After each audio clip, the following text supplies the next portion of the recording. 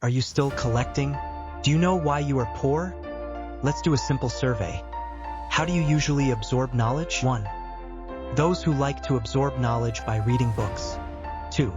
Those who like to absorb knowledge by watching videos, short videos, or listening to lectures. 3. Those who like to gain knowledge through practice. 4.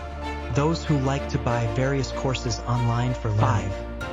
Those who are not very interested in knowledge and absorb it as it comes.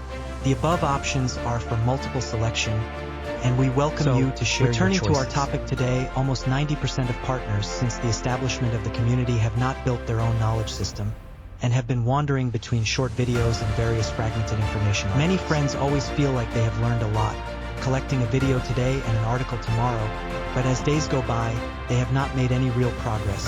At least their wallets have not gained any improvement from these collections. So, around these few questions, I have summarized 3 common troubles in knowledge.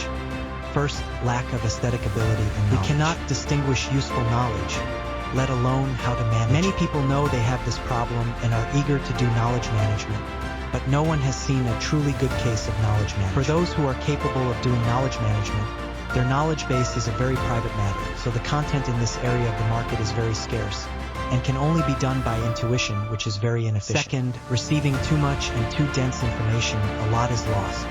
The amount of information we receive in our daily lives is too large and too dense. With a large number of articles, even meeting records, courses we have watched, or golden sentences found in our circle of friends, as well as community chats, etc., always feeling that there are many essences, but there is no systematic method or tool to record them for long-term use. Third, collecting a lot but using very little. We collect a large number of articles, a large number of videos, and write a large number of fragmented notes in our daily lives, but we have never really used. Instead, the more we accumulate, the more chaotic the content becomes, and our pressure increases.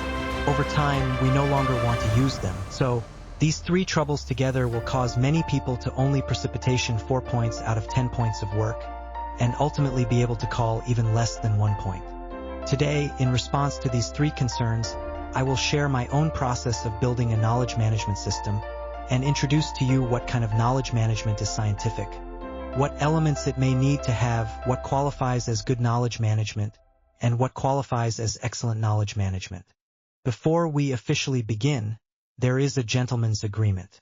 First, I hope that when I mention interaction, you can spend 3 to 5 seconds to type your answer in the comment section. Second, if you can stick with this course to the end, you can leave the words check-in in the comment section as a record of your learning. As a blogger who focuses on skill improvement, I first need to explain the relationship between knowledge management and skill enhancement. Many of us actually do not lack channels and means to acquire knowledge. Our phones often store hundreds of articles we have favorited. However, we are always in a vicious cycle of collecting without stopping and making money without starting. If I have to give an example, it's like most people's closets, which are full of clothes, but it's always hard to find a matching set for important occasions. The essence of knowledge management is actually equivalent to helping us transform our chaotic knowledge closet into a boutique, making every piece of accumulation you make into bullets for making money. Therefore, next, I will guide you through the 3-step closed loop of knowledge management with the mindset of organizing a closet, which are collecting information, organizing information, and applying it. Whether you want to start a side business, improve your competitiveness in the workplace, or build your personal IP in the future, this method can make you twice as effective, and most importantly, you can clearly understand whether you are growing step by step, rather than wasting your time on an annual basis. So first, let's move on to our first step, collecting information. At this step, our core logic is to understand that the first step in organizing a closet is not to start with storage, but to control our entry points.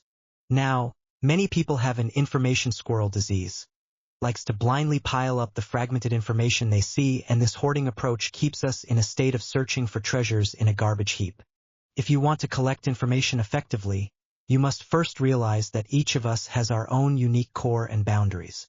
If you clearly know your core and boundaries, you can deduce the information you need to improve your skills. This step of recognizing our core and boundaries is similar to recognizing the size that suits us when we buy clothes, not just blindly buying whatever is on sale in a store. If at this step you are still unclear about your core and boundaries, it's likely that you are still in a relatively weak state of information reception. I can recommend a simple and easy-to-use information analysis method to you. I usually judge whether information is worth collecting around the following four aspects: urgency, rarity, leverage, and pleasure. When you are aware of these four aspects, let's do a test. Suppose you are a new worker in the workplace, and you are given two pieces of material. Which one do you think is more suitable for learning at the moment? A. The dissection method of Zaya Hongshu's popular notes. B. Harvard Business School's leadership course. The second test is if you want to start a business in the future, which one do you think is more suitable for learning at the moment? A. How to make effective decisions. B. How to manage a team of 100 people. Welcome to leave your answers in the comments section. Returning to our course, when you have the basic ability to identify information, you can go on to collect it. In most cases, there are three channels for us to collect information: systematic input, such as paid courses; systematic explanations by knowledge bloggers; valuable content in public accounts, paid articles, etc.; fragmented capture, such as an accidental lyric, a burst of inspiration, etc., and human resource acquisition, such as participating in paid communities, offline salons, and joining industry associations, etc. That's all about collecting information. So when we have collected information, we then need to move on to our second step: organizing information. We must understand that unorganized information is like a tangled mess, and at critical moments we can't even pull out the thread. It naturally cannot become the knowledge you truly master. The essence of organization is to establish a path for quick access. Therefore, at this step, we must first recognize that most people actually have an important misconception about knowledge. Whether it's the books we read, the video episode you are watching now, or the dry content articles you like, these are not knowledge but information. The so-called knowledge is our ability to apply information in work and action in specific scenarios. To illustrate with an example, it's like you have bought a lot of clothes, but you don't know how to quickly choose the right clothes for the appropriate situation. In reality, our usual practice is to categorize a lot of clothes, such as putting pajamas together, short-sleeve shirts together, and long shirts hanging together. When it comes to overall information, we can also label the information we collect with electronic tags. First, lack of aesthetic ability and knowledge. The amount of information we receive in our daily lives is too large and too dense. I will guide you through the three-step closed loop of knowledge management. I usually divide them into three dimensions. First, by theme, such as industry information, track-related information, and methodology-related information, etc. Second, by scenario, such as this blog, I like to listen to it during my noon break, or this video blogger, I like to study on weekends, or this public account article, I like to read before going to bed. Third, by status, which information is yet to be digested, which information has been verified, and which information needs to be updated. It should be noted that the electronic tagging method provided here is not an absolutely effective method, because each person's knowledge system is unique. We need to first understand the significance of organizing information and choose the most effective organization method for yourself based on your own actual situation. My wardrobe was established in June 2024, and my way of organizing is to classify and sort information around my own many things and scenes. When you start organizing information, you will realize that knowledge wants to be mobilized.